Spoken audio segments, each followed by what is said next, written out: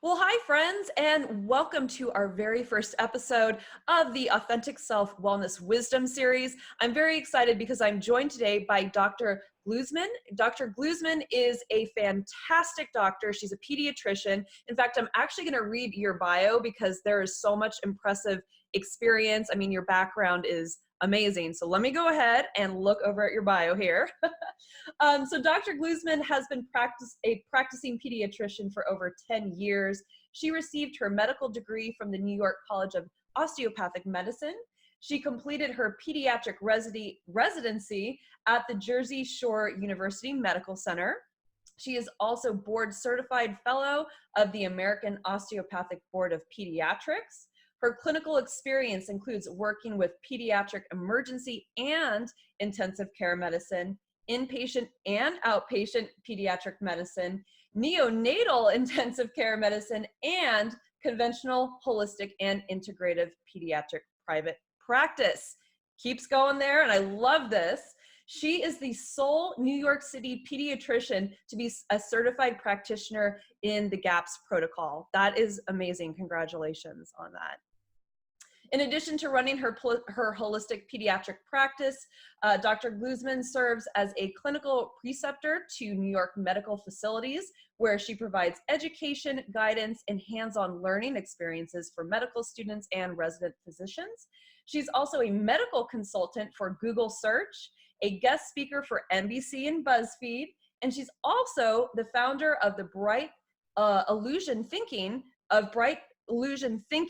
an educational company that composes medical content for pediatric board exam preparation material. Girl, you have been busy. Thank you. Thanks for having me on today. It's such an honor, and I'm really excited about what we're talking about today because it is so relevant. As you know, we're coming up on really the end of November. We're going into the busy holiday season. Winter is basically upon us, and everybody is sick. My husband has been sick. I went to the thrift store this weekend and everybody was hacking, sneezing. It's like flu and cold season is upon us. So today we're going to be talking all about ways that we can keep ourselves and our families well during this kind of tumultuous time. But first, why is it that cold and flu season is right now? Why is it always like the same time of year, like fall through winter? Well, fall, so it depends who you ask. There's no specific, so, you'd be surprised to hear, but a lot of viruses that are similar to influenza, for example, do come out in the summertime, but they usually affect younger children, like enterovirus. They don't really affect adults as much, and they're not as prevalent.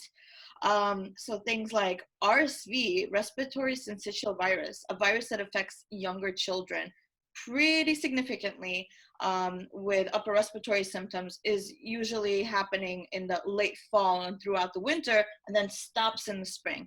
The same thing with the influenza. There's actually a influenza A and B has time when it starts officially and when it stops in the hospital setting. So in my hospital, or hospitals all over New York, the labs will say, we are no longer testing for flu at this point, and that's that. And that would happen sometime in the kind of towards the spring time. It's different every year. Viruses have their own environment, temperature that they like to thrive in. And so most of the US that's in the kind of New York, kind of where it has winters and summers that are really different from each other, do experience a really heavy increase in these upper respiratory viruses. Why? Well, just because of the environment they like to thrive in, but also because immune systems are a little bit down when the weather gets cold. And this is not actually taught in medical schools, and I've been fighting with my mom about this for 20 years. She would say, okay, Nellie, you have to bundle up to no end because you're going to catch a cold if you go outside. It's cold outside, you better bundle up. And I'm like, well, I know everything. I can tell you that viruses and bacteria, they don't know if I'm bundled up or not. But the more I looked into holistic medicine and the more I learned about holistic medicine, I realized that there's a lot of knowledge and wisdom in traditional information and traditional wisdom. And so the immune system does kind of drop a little bit when it gets colder out, trying to protect itself, trying to stay warm. That less sun exposure is a big factor too, less vitamin D production. Yeah. All that together turns into what you're seeing now, which is a lot of people getting really sick. Makes sense. And in Oregon too, because we're notoriously cloudy and rainy, especially this time of year, there's like no sun. Like I seriously don't remember the last time the sun came out for I don't know how many weeks. So that's really interesting. So how do we tell the difference between a cold and a flu? Because I feel like sometimes they get lumped together. Oh, yes, that's one of my favorite questions, and something that needs to be kind of revisited over and over again. So there is a big difference between a cold and a flu. In medicine, when we say someone has the flu, it's influenza A or influenza B or some kind of influenza subset that is not really going on right now. But it has to be that specific virus. And that specific virus has a specific way to deal with it and treat it. That virus, influenza, is a type of upper respiratory virus. And so when someone says I have a cold, they could mean I have a cold, any virus, or I have a cold, maybe bacteria, or I have a cold, maybe it's influenza. So how do you tell the difference? Well, the only way to really tell the difference is to do a test, to test specifically for influenza. That is not always necessary. Influenza is a virus like any other virus. So supportive care is done the same way for a flu as it is done for any cold. You hydrate plenty, you get lots of sleep, you eat the foods that help you fight the infection. Some people,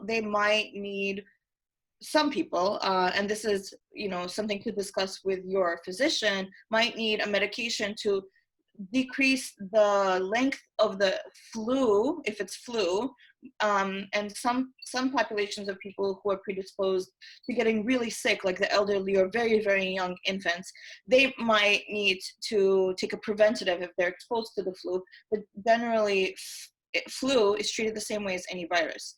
Lots of sleep, lots of fluids, lots of natural remedies. Yeah. So speaking of which, with natural remedies and getting the rest and the right foods, how does our diet impact the recovery time? Like what can we do? What kind of foods can we eat? What kind of beverages can we drink to not only, from a preventative standpoint, ward off the flu, but also help to speed up our recovery time? Yeah, so I recently learned that the same white blood cells, those are the cells that fight infections in the body, those white blood cells, they help recruit other white blood cells and they help actually destroy the virus or bacteria. They need to use up certain vitamins in the body to help fight the infection, specifically vitamin C. So vitamin C rich foods are really, really important to eat. Things like, any citrus, anything that's local, depending on where you are in the US or around the country. I would say anything that's local, locally grown, that's like your best bet. Or usually something grown without pesticides, maybe organic if that's available to you, something fresh, or maybe frozen foods, vitamin C rich foods. Citrus, kiwis, really, really good one. I like kiwi. I know, isn't that interesting? When I learned how much vitamin C was in kiwi fruit, I'm like, wow, because wasn't it like 5 times out of an orange or something ridiculous? Yeah, I would stay away from orange juice that you buy in like the supermarket, because it has a lot of preservatives, and that's how it could stay fresh, on the shelf or in the fridge for a long time. Mm-hmm. Not the same orange juice that you would get from taking an orange and squeezing it, or just eat it. Yeah. Grapefruit. So those kind of foods are really hydrating, but also boost the vitamin C levels naturally. They get absorbed the best. We also have to support our microbiome. That's the environment in our gut that helps keep us really healthy. Most of the immune system, by the way, is from our gut. So that's baseline. If you really want to get rid over a cold really quickly, then eat a lot of probiotic rich foods and prebiotic rich foods. Yeah. Prebiotics are food for the actual bacteria, and probiotics are the actual bacteria that keep us healthy. Any recipe recommendations? I mean, chicken soup is always kind of like the go-to thing. But in your opinion, especially with our children, because it's like, our kids are coming home from school and it's like every other day they've got a runny nose. What do we feed them? What do we feed ourselves to keep our family healthy? Okay, so chicken soup, I always look at evidence-based research, evidence-based Yes. trials, evidence-based medicine, looking at actual data to say this works, this doesn't. We have enough evidence to say that this is good medical practice. And there's a lot of information on chicken soup with clinic trials. Yeah.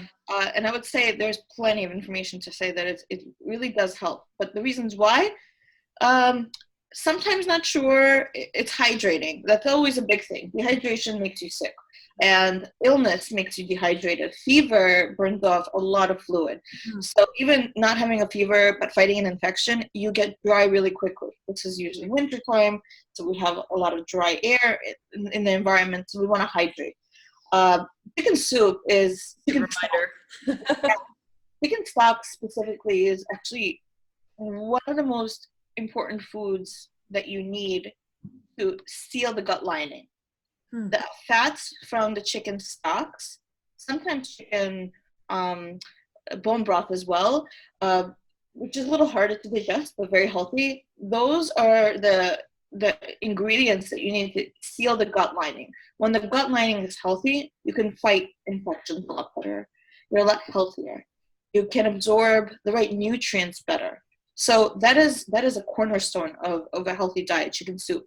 Hmm. So if I mean, freshly made, not from a powder, not from a store, Yeah. made at home from a chicken using lots and lots of bones for the collagen, and all the different parts, and adding some onion in there and garlic, prebiotics, and some vegetables like potato starch is also a prebiotic. So it's basically really good for the gut. Chicken soup. And then other foods that are great for adults, a little harder for children. But one of my favorites is making a concoction, some really amazingly healthy and healing, is making a concoction of raw honey, something that you can get locally from a local beekeeper, honey, ginger, freshly grated ginger, and lemon, and then I throw it in a blender with hot water and I drink it, and it just kills everything on the way down.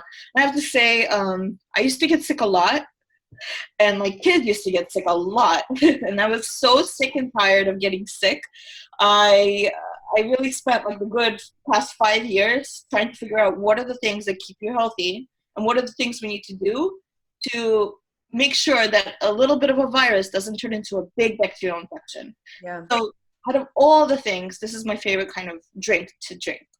The other things to consider for little kids, it's not the illness and it's not the fever that's concerning.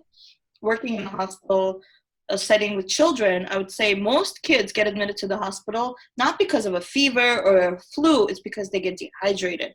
So we want to hydrate them. Most important, sleep, hydration. There are a lot of things out in pharmacies that are like Pedialyte or Gatorade. Those have a lot of sugars, colors, chemicals, preservatives. A lot of it is not really food by any means. But another way to create your own, this is so easy, but so good, a hydration beverage.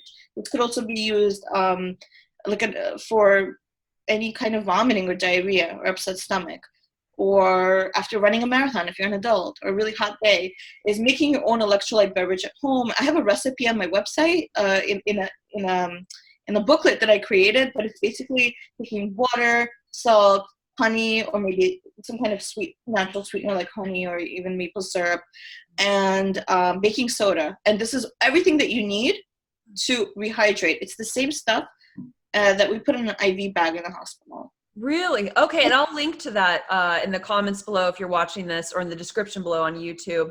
And then on Facebook, I'll include a link for that recipe as well.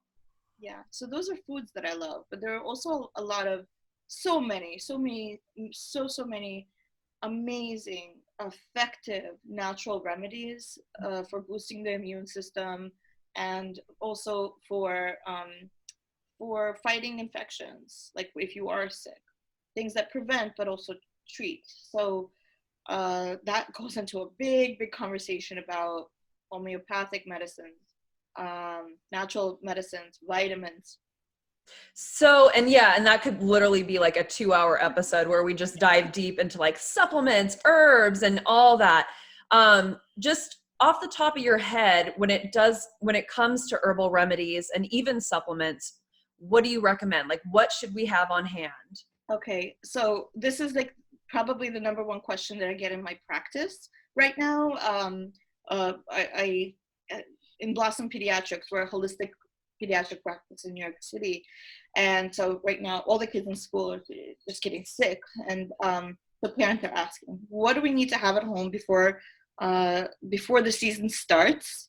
Yeah. And I have my list. So the things that I would say keep, and I wouldn't travel anywhere without these things, is some kind of homeopathic remedy, because it's really easy to take and it really works.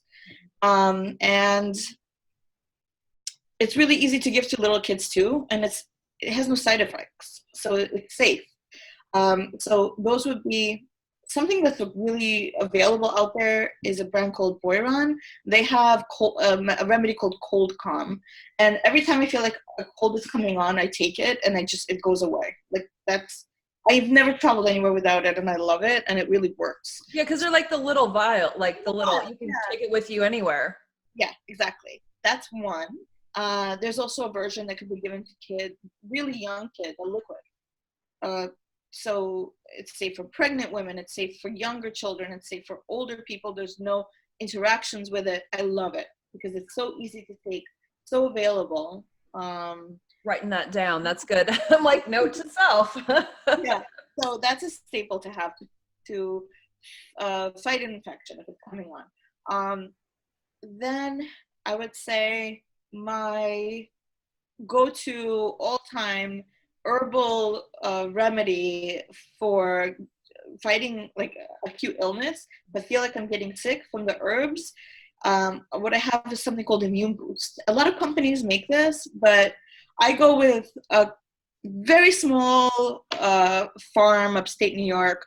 And I know the wonderful herbalist that grows all the food, and Cool. they sing over the plants, and it's That's just amazing. so beautiful, and everything is grown with love and made in such honor to the plant. So the brand is called Raven Crest Botanicals, and she makes this concoction called Immune Boost, and it's echinacea, and it has a lot of other. It's basically a combination. So instead of going and picking up all these different things, you just have this one little vial, and you have it with you. You take it, it works, it's great. You always have it with you. In winter, summer, spring, or fall. Then there's preventatives, things that you can take to prevent illness. So most of the kids in my practice that are prone to getting sick, I put them on elderberry. I'm sure you've heard of that. Yep. So you could buy it, you can make it at home. You can, it's easy to take. And why I like it is because it's sweet. Yeah. So the problem we have with kids is if they don't want to take something. And husbands. Like, like garlic syrup, right? Or fire cider, which are spicy. Yeah. Ginger and onion, all those things are great. But if children don't want to take it, it's just not going to work. So that's one staple that I recommend kids take all through winter season, plus making sure that their vitamin D levels are really, really where they should be, especially the kids who live in places where there's not a lot of sunshine. I'm not a huge fan of vitamin D supplements. What I am a huge fan of is cod liver oil to boost vitamin D levels naturally. So that's number 2, cod liver oil. Really all year long, but especially in the winter time. And I've seen such great improvement in health all around and in the immune system with cod liver oil being taken on the regular. It's not delicious, but it can be kind of hidden in foods. And probiotics, making sure that there's a good amount of natural food probiotics in the diet, but also maybe adding a little bit of extra, especially in the winter time. Supplementing with that too. Yeah, absolutely. And it's good too because probiotics and cod liver oil are so readily available. I mean, you can hop on Amazon, Whole Foods, New Seasons, wherever you live. I mean, that's a pretty prevalent food that we can, or supplement, I should say, that we have access to. Yeah. Okay. Anything else, or is that pretty much like the good? I mean, that's a good set without like completely overwhelming your family. Like, here's 50 million things you need to take. I sat down and I wrote like an ebook for my patients, and it was so long and it had so many things and it's overwhelming. There are so many great options. There's Chinese medicine, there's Ayurvedic medicine. Every culture has something really great to offer for boosting the immune system. So it's hard to pick out. So I think these are the baselines, and then there's specifics like kids who have a lot of upper respiratory illnesses, or adults. They could benefit from other kinds of remedies than kids who have like gastrointestinal issues with their immune system. Like some kids, when they get a cold, they get it in their belly. Mostly they start throwing up and vomiting. I would offer different kinds of remedies for them. But I have this book on my website. You could download it if you subscribe to my mailing list. There's a lot on there, but I think the best way to do it is to kind of, if the concern is big for a low immune system, then maybe seek out the help of a professional, someone that does maybe functional medicine or holistic medicine. Absolutely. Yeah, no, and I'll make sure to include a link to your website so people can sign up for your newsletter, because I know you've got a lot of great content that you share with everybody. So I think that's really beneficial. Okay, so what are some holistic steps we can take? Basically, like, they always say wash your hands and like how to cough right. And what are just some easy things we can do to help us stay well, our whole family? So, okay, I'll explain why it's so important to wash hands. Most of the really infectious upper respiratory illnesses, like respiratory syncytial virus, really, really contagious. It causes stuffy nose, runny nose, fevers. For little kids, that could be really dangerous to get. So older kids and adults, they just get upper respiratory illness. Younger kids under 2, they could get really sick. It's one of the most common reasons why kids under 2 get admitted to the hospital through the winter time. So that is not even though it's an upper respiratory illness, where there's snot and coughing and sneezing, the way it's transmitted in the hospital, we know, is through contact. Yeah, it's so when we're in the hospital setting, when we know that's like RSV, for example, we have to gown up. We're not wearing a mask. We're gowned up so we don't spread the illness. Yes. And that's well known in the hospital setting. It's not well known outpatient. So people think that it's mostly, you cough on someone, you sneeze on someone. Yes, that is true. But most of it is touching on something outside, then touching your mouth or touching something else. And that's how most of the upper respiratory illness is spread. So hand washing is so important. Yeah. Yeah. And I would say, what about like our phones and our keys? Like let's say I went to the thrift store this weekend and everyone's coughing and I'm like touching the cart and it's like, oh, I'm on my phone, I'm on my keys. Should we disinfect those things after we wash our hands, or like what would be a good routine? I'm not a big fan of chemical disinfectants. Yeah. I don't recommend using chemicals to wash hands, like antibacterial soap. Regular soap is just fine. Yeah.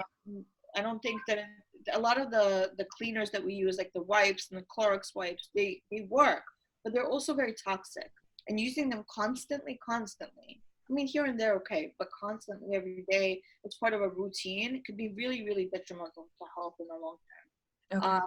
They have, if you look at the ingredients in some of these products, you can check them actually. on a website called Environmental Working Group, and that's a website that lists all the ingredients and what it's known to cause, whether it's endocrine disruption or carcinogen or reproductive issues.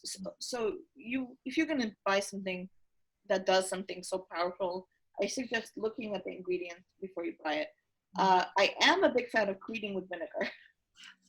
That's what I was going to say. I love it. Love vinegar. Never without it. Yeah, vinegar kills the same thing, Okay. in my opinion, and that's been proven as well. And so that's how I clean my home, with vinegar. I know it smells a little weird in the beginning, but We got a bottle back there. Yep. Vinegar is safe because you can eat it. It's completely safe. You can do anything dangerous. So that's another way to do it. But even more important than trying to kind of make sure that you don't get the snot on you is get a lot of sleep, get a lot of fluid, get some kind of sunshine, or get some fresh air, eat healthy, and then all the things that you're constantly surrounded by, they're not going to affect you. You're able to fight it. You can't really prevent all the viruses and bacteria from being in your environment. What you can prevent is, or what you can control for, is how your body responds to it, how strong it is when you're fighting the infection. That's a great note. And I think let's end there, because that's such a powerful statement. And you've given us so much good information to digest, no pun intended. So where can people get a hold of you? How can they follow you on social? And of course, I'll include a link to your website below. So I have a website. It's called blossompediatrics.com. And there you can book like a 15-minute consult with me for your children, because I'm a pediatrician and I treat all young adults and kids under 18. So in Europe, so you can book an appointment with me through there. On my social media account is at Dr_Gluzman, Gluzman, and that's where you can find me. And we will go find you and follow you immediately. Thank you so much for taking the time to talk with us today. I know you're so busy. I know you've got to get back to work. But this, again, like I said, has been very helpful. And I think a lot of our viewers are going to really take everything that you had to say to heart. So thank you so much. Thank you. I love talking to you. Love talking to you as well.